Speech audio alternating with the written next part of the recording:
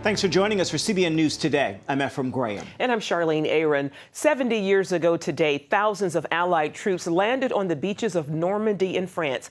Their mission, to take back the heart of Western civilization from the Nazis. The stories of sacrifice and heartbreak are legendary. And this week, the few who survive recall the terror and triumph of D-Day. Thousands gathered on the northern shores of France this morning to mark the 70th anniversary of one of the most decisive events in human history, D-Day. Some of those aging veterans also returned for a hero's welcome from world leaders, including President Obama. What more powerful manifestation of America's commitment to human freedom than the sight of wave after wave after wave of young men boarding those boats to liberate people they had never met. June 6, 1944. It was the largest invasion force by sea ever assembled against a regime that defined modern evil, Hitler's Germany. And most of the boys who landed first on Omaha Beach in a hail of German artillery didn't come home. Michael Vernillo, son of immigrant parents from Pittsburgh, came in the second wave of troops. He was scared. Who isn't afraid, you know? I didn't think I'd come out alive because the men were dead. They had to move them with bulldozers so we could land. General Dwight D. Eisenhower, D-Day's supreme Allied commander, made the fateful decision to launch. The seas were rough, the skies didn't look promising, and nearly everything was stacked against the men. British, American, French, and Canadian coming ashore. And some of them, I know, drowned, and some, and then there was a little wee boat there to take us to shore, but I know I was up to water here. In the UK, a group of British and American veterans gathered for another channel crossing 70 years later. I've never seen a sight like it, and I never will again. This week on the coast of France, ceremonies to honor the dwindling numbers still alive who sacrificed for freedom. Bill Colwell was 16 when he landed at Normandy. This means a lot to those of us that fought over here, and the people are so gracious, they cannot do enough for us. Today's military leaders learned much from the group called the Greatest Generation. From 1944 to now, we've learned a lot about the difficulties of war, the tragedy of war. Nobody wants to go to war. And there's certainly lessons to be learned from that, and we continue to learn them today. But I think to have all of the nations here, to include our German friends now, I think it speaks volumes about how far we have come and the relationships that we have formed. This week, France will bestow Vernillo and 7 others with a medal from the Legion of Honor. I fought every battle in France. I lost all my officers. They were all killed. My captain and 2 officers were all killed. And for a few days at least, a grateful West remembers. And before those soldiers stormed France by air and sea, they listened as their commander-in-chief led the United States in a prayer live on the air. With thy blessing, we shall prevail. Lead us to the saving of our country, a peace invulnerable to the schemings of unworthy men, and a peace that will let all men live in freedom. Thy will be done, Almighty God. Amen. Efforts to add Roosevelt's D-Day prayer to the FDR Memorial at private expense have been unsuccessful. The Bureau of Land Management says adding the prayer would, quote, dilute the memorial's message and get in the way of its goal to inspire visitors. Students and staff at a Christian university in Seattle are grieving after a deadly shooting on campus Thursday. Police say the gunman, 26-year-old Aaron Ybarra, entered the building at a Pacific University and opened fire. 1 student was killed and 3 others were injured. The shooting unleashed a wave of terror across the school. Police locked down the campus and students scrambled for cover. Investigators say quick-thinking students helped to save the lives during the attack. 1 student tackled the shooter when he stopped to reload his gun, and several others pinned him to the ground. During the incident itself, the subject was armed with a shotgun and a knife. He also had additional rounds on his person, but for the great response by the people at Seattle Pacific University, this incident might have been much more tragic. Police arrested that suspect and booked him on murder charges. Officers right now are investigating the motive for the shooting. New revelations today in the Veterans Affairs scandal. We now know an additional 18 veterans died as a result of long waits for care at that facility in Phoenix. It is the latest in a growing scandal about delays and cover-ups at VA hospitals and clinics nationwide. Acting VA Secretary Sloan Gibson says he does not know if for sure the new deaths are related to long waiting times for appointments. A report by the VA's Inspector General last week found 1,700 Phoenix area veterans were, quote, at risk of being lost or forgotten after not being included on the official waiting list. Deadly weather tore through a large part of the country, including the Mountain West, the Midwest, and the South. The storms brought at least one tornado yesterday. Our Mark Martin has this story. Severe thunderstorms pummeled the Denver metro area. Drivers moved slowly through high winds, rain, golf ball-sized hail, even snow. Across the country, large trees were no match for strong winds. In Jonesboro, Arkansas, police say a 74-year-old retired police officer died when a tree fell on his house. It's like I'm scared, you know, because I live here and I got a magnolia, real big magnolia, and I don't want to go inside to my house either. In the town of Black Rock, Arkansas, police report a woman died when a tree fell on the car she was in during the storm. Then there was intense flooding. In southern Tennessee, the Highway Patrol reports a 72-year-old man died when his car was swept downstream as he apparently tried to cross a flooded roadway.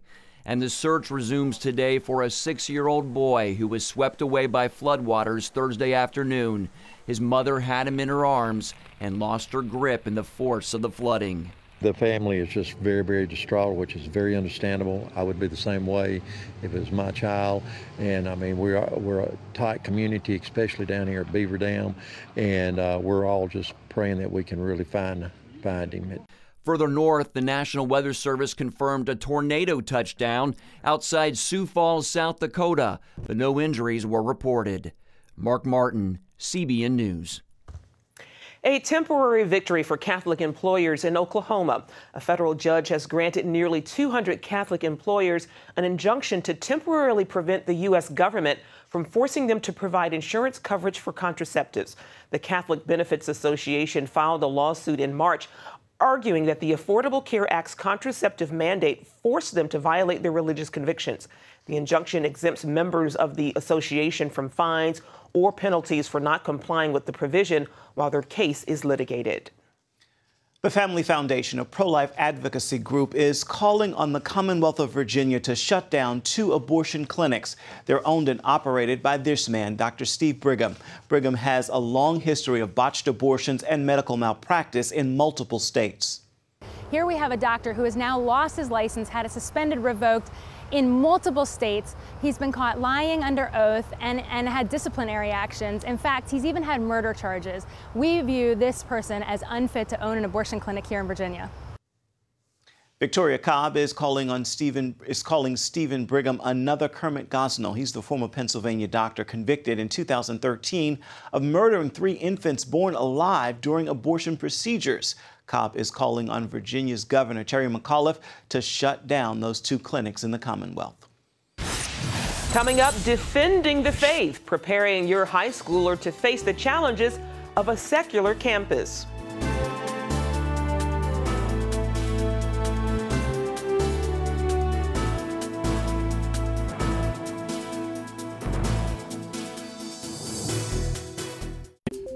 Pat Boone here with a word about bank safety.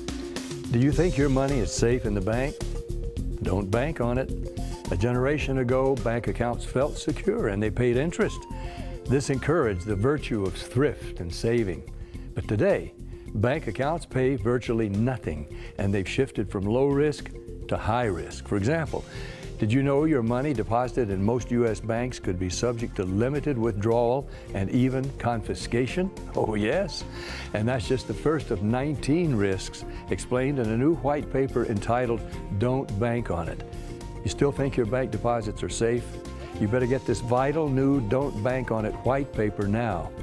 Call the number on the screen or visit SwissAmerica.com, the gold standard. Learn how simple it is to become your own banker today. Millions of Americans with an ostomy live their lives to the fullest every day. And over the last 10 years, thousands have chosen Liberator Medical as their caring and reliable resource for ostomy supplies. Liberator Medical is a nationally accredited Medicare, Medicaid, and insurance provider, so we can handle all your Medicare, Medicaid, and insurance paperwork and billing. And Liberator Medical has been chosen as a preferred supplier by all the leading ostomy manufacturers, including Coloplast, Hollister, Convatec, and Generics. We supply all these leading ostomy brands so you can always get the ostomy supplies and accessories you want and trust. And all of our ostomy care specialists are product certified by the manufacturers. Shipping is free and discreetly delivered right to your door. Unhappy with your present ostomy supplier? Call Liberator Medical and ask about our free ostomy sampling program. We also offer catheters and urological supplies. Call 1-800-513-3076. That's 1-800-513-3076. This month, hundreds of thousands of Christian high school students across America are graduating and preparing to make the trip to college. Those leaving home for the first time might find their faith challenged, especially on secular college campuses. Dr. Darrell Bach says they can successfully defend their faith, and he's written a book that can help. He joins us now by Skype. Dr. Bach, your book is called Truth Matters: Confident Faith in a Confused World. Why'd you write it? Well, we wrote it because we think that many students are not prepared for what they're going to face in terms of their faith when they hit the campus. There's a lot of challenge that comes up on issues related both to the Bible and the views of God and Jesus Christ and the history associated with that. And so we thought producing a book that would be written directly to them and helping them to prepare for the kinds of questions they would face and the kinds of answers that actually are available was important. Why are our children so unprepared to defend their faith? Well, I think in some cases it's because churches have taken the attitude that the less exposed to skepticism young people are, the better. But in fact, I think it's a bad strategy because most kids are quite aware of what's going on and the kinds of questions that are being raised. And so the refusal to go there leaves the impression that there isn't an answer and opens the door actually for people to walk out the backside of the church. Wow. What are some of the common arguments against faith that the Christian college student does face? Well, most of them have to do with the credibility of the Bible, whether the Bible is a good historical source, whether what it says about particularly Jesus and certain aspects of Old Testament history actually happened. In some cases, the challenge is, well, the Christian faith as we know it today and the way it is presented and what is believed is not what was believed originally. In some cases, it's the portrait of God that's being challenged. So really, there are many fronts on which the faith is being challenged. Let's take a closer look at that with these two questions. Did Jesus exist, and can you give us some historical evidence for the existence of Jesus? He absolutely did exist. That's one of the sure facts of history. We have testimony that comes not only from the biblical materials that we have, but from extra biblical materials from a Jewish historian of the first century known as Josephus, from a Roman historian known as Tacitus. There's corroboration that Jesus existed in historical documents. Of course, what gets discussed are the details of that life, and that is a more complicated discussion. So how should students study your book? Well, they should simply read it and get oriented to the questions that are there. We've presented the views of the kinds of things that they're going to hear. We've told them the sources that they're going to hear it from. And then we've engaged directly in the kinds of points that are being raised with responses and details about how to react to these kinds of questions. Many people who ask them are asking very legitimate questions that are very fair to ask and raise, and we simply are trying to help people be prepared for those conversations. And reading the book would make these students better evangelizers as well. That's right. It will prepare them to engage at a whole different level than simply theological belief. It actually helps them to engage at the level of some pretty fascinating historical stuff that feeds into what people should believe. Indeed, indeed. Sounds like those of us who are out of college may need to read it as well, Dr. Falk. Yeah, in fact, it's for parents and it's for youth pastors and for pastors as well, so that they will learn how to equip these students on these discussions. Indeed. Dr. Bach, thank you so much for your time. Absolute pleasure. Up next, still ahead, a look back at the watershed event of World War II, the day that was the beginning of the end of Nazi domination.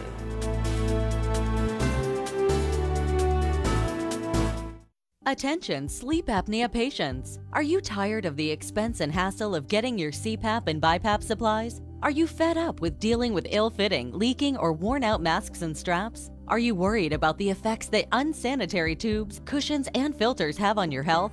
If you said yes to any of these questions, Allied Medical Supply Network has the solution to your problems. You could qualify to have your supplies regularly delivered right to your door at little or no cost to you.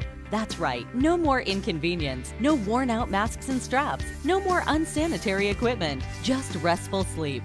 Call Allied Medical Supply Network today to determine if you may qualify to receive your fresh, brand-name supplies at little or no cost. Don't delay. Call us now to see if you are eligible to save money on regular delivery of your CPAP and BiPAP supplies. Call 1-800-815-9947. That's 1-800-815-9947. Or go to cpapsupplyhelpline.com. Announcing an important breakthrough in healthcare that can benefit everyone. If you or anyone you love needs affordable health insurance, regardless of a pre-existing medical condition, call Quick Insurance 123 today and get the immediate relief you deserve. Quick Insurance 123 was created to provide affordable health insurance to all uninsured Americans, with or without pre-existing conditions. This is not a discount card. This is a real insurance program that lets you choose from many affordable health plans, with access to doctors, hospitals, emergency services, and more. So call the number on your screen now and get the health coverage you need just for calling. As a special bonus, we'll send you a free prescription savings card that could save you up to 85% on your prescriptions. That's right, you could save up to 85% on your prescriptions just for calling. Call Quick Insurance 123 to find out how you can get affordable health insurance and receive your free prescription savings card just for calling. Don't wait. Getting a free quote is as easy as 1, 2, 3. Call today.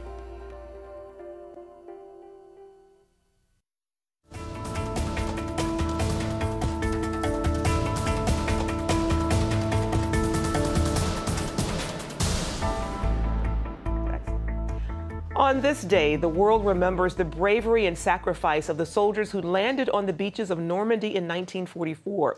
The code name was Operation Overlord. It is still the largest air, land, and sea campaign ever undertaken. Reporter David Cathcart traveled to the National Memorial in Bedford, Virginia, to bring us this harrowing story of the brave American troops who helped end Nazi domination.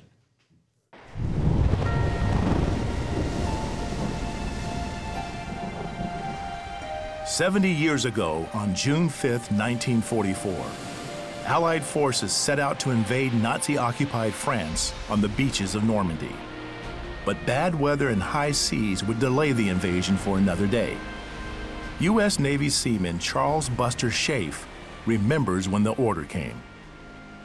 By the time we were moving the second time, we had a pretty good idea where we were going. Across the English Channel lay Hitler's heavily fortified Atlantic Wall. Field Marshal Erwin Rommel had built defenses to crush an Allied invasion on the beaches.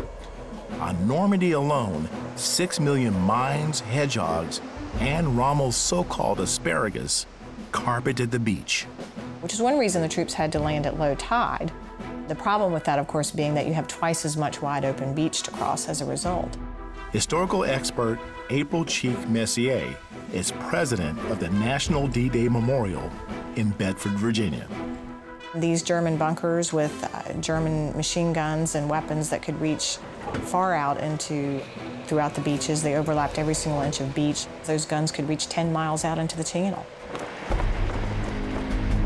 As the commanders readied their troops for the invasion, prayer was a vital part of the mission. The chaplains who came and talked to them and who were with them in those hours leading up to the invasion, many of them were certainly thinking of their faith and were certainly saying their prayers to God that they would make it through this. The 6th of June, D-Day, the Allied invasion begins.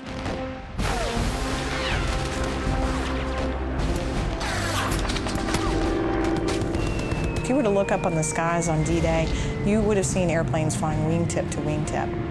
5,000 ships, 11,000 aircraft, 150,000 troops just on D-Day. 10 miles off the coast of Normandy, 30 soldiers from the 2nd Ranger Battalion boarded Seaman Schafe's assault landing craft. They were headed for Omaha Beach. They were anxious to get to the beach. It became daylight on the way in, and we hit the beach about 5 minutes after H hour. Some of them in waist-deep water or higher, carrying 100 pounds of equipment, struggling to get ashore, struggling to find cover. They called it Bloody Omaha. The terrain was just a natural defense there with the Germans on these cliffs. They were 100 feet up. They had a direct line of fire as these troops were coming in their landing crafts. But the soldiers kept going. They had their orders as to what they were going to do. They had to climb the cliffs at Pointe du Hoc and get at the Germans that way. And those large guns had to be found and destroyed for the invasion to succeed. So they had to climb those cliffs using ropes and disable those weapons. The invasion stretched across 50 miles of the French coastline. Seaman Schaaf and crew carried 3 groups of Army Rangers from ship to shore. Each round trip took about 6 hours. A full load, we only could make about 3 knots. So you're a slow-moving target. Very slow-moving. We basically ignored the difficulties, and we had a job to do, and we worked on it. It was one of those things that you just stayed with. On their 3rd and final trip to Omaha, Schaaf's landing craft hit a hedgehog. The boat sank but was in shallow water. All 4 crewmen made it to safety. I was extremely lucky. Afterwards, the beaches called Juneau, Sword, Gold, and Omaha, names that are familiar to us now, were awash in metal and blood. Victory came at a high price. 4,413 Allied troops were lost. The National D-Day Memorial here in Bedford, Virginia, was erected with private funds in honor of the fallen. These waterspouts behind me are symbolic of the gunfire the Allies faced as they stormed the beaches of Normandy. A tremendous sense of loss of what happened that day, but really what we have to look at is what was gained. And what was gained that day were the beaches, and then a village, and then a country, and then all of Western Europe. And D-Day was the watershed event of World War II, and it was the turning point. It was the beginning of the end of Hitler's dreams of Nazi domination. But what if D-Day had failed? Certainly Hitler's final solution would have been complete. Hitler would have developed more technology, his V-1 rockets, his new jet aircrafts that he was developing, and even the atomic weapons. Any way you look at it, the consequences would have been dire.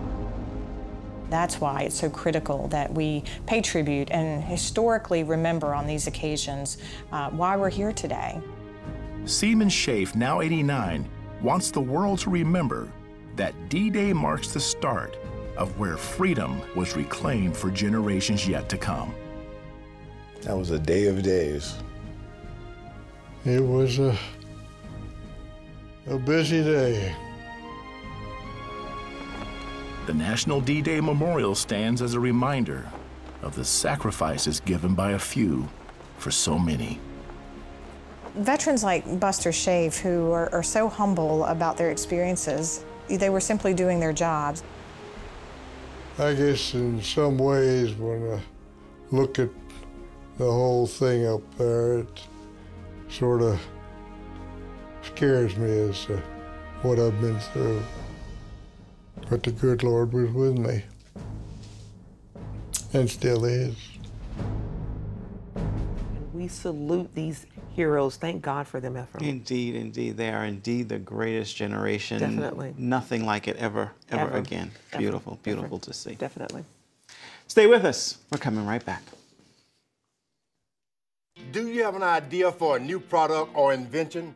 Hi, I'm George Foreman. People ask me all the time, George, how do I get my idea in front of companies? How do I get a patent? What do I do next? Do you have the same questions? I'll tell you like I'll tell them all. Call my friends at InventHelp. InventHelp has been helping inventors for more than 30 years and has sales offices nationwide. InventHelp can provide patent referrals and submit your invention to companies who are interested in receiving new ideas. If you have an idea and want to try to patent it and submit it to companies, you should call InventHelp today for free information. Listen, I can't guarantee a company will be interested in your idea, but I believe every inventor deserves the opportunity to step into the ring and take their best shot. Put InventHelp in your corner. For your free inventors information, call 1-800-461-9290. That's 1-800-461-9290. If you had a choice between going bald and a full head of hair, which would you choose? Advances in medical science have resulted in the world's first and only permanent solution to hair loss. Yes! You wash it, you cut it. It's your own real, naturally growing hair. When it comes to hair restoration, no one in the world has more experience than Bosley. The results look completely natural and are affordable on nearly any budget. But the entire process can't be explained in 60 brief seconds. So to find out more about this clinically proven and permanent solution to hair loss, call now to receive your free no-obligation information kit. It'll answer all of your questions about hair loss and hair restoration. Plus, we'll also send you this $250 gift certificate just for calling. Every day you wait, you're losing more hair. So don't put it off any longer. You owe it to yourself to find out the facts. Choose hair. Choose Bosley. Call 800-868-9957. That's 800-868-9957. And finally today, Operation Blessing is helping provide life-saving water to the island of St. Helena in Honduras. That's right. The small island is home to some 1,200 villagers. Most of them live with scarce access to electricity, roads, or running water. The village had started a well system with a donated solar-powered pump and even some PVC pipe.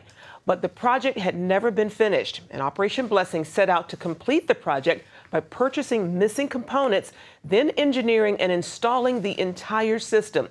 Hardworking villagers joined the efforts by providing much of the labor needed to dig the ditches to lay piping to each and every home on the island.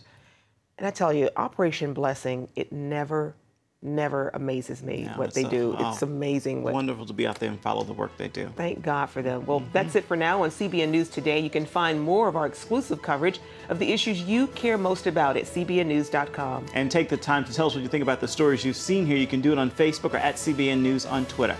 Have a fabulous Friday. Inside every child is a hero, a leader, a friend to others, someone who helps out, who does the right thing, who dreams of what they can be, but they still need our help. What should I do? What should I say? How should I feel? That's where Superbook comes in. It provides moral and spiritual truths through situations children can relate to, teaching God's Word to the children you love. Join the Superbook DVD Club and receive Superbook's newest episodes as they're available, plus 2 copies to share with others, all for your gift of only $25. Get Superbook today and watch the miracles happen. Every day, people are connecting on Facebook, Twitter, and YouTube. Now you can be part of the conversation and connect on topics you care about through 700 Club Interactive. Log on to Facebook, Twitter, or go to YouTube and share your opinions, your prayer requests, and your videos while making friends in our community. Well, welcome to the show. Join the conversation on Facebook, Twitter, and YouTube. 700 Club Interactive. Be a part of the show.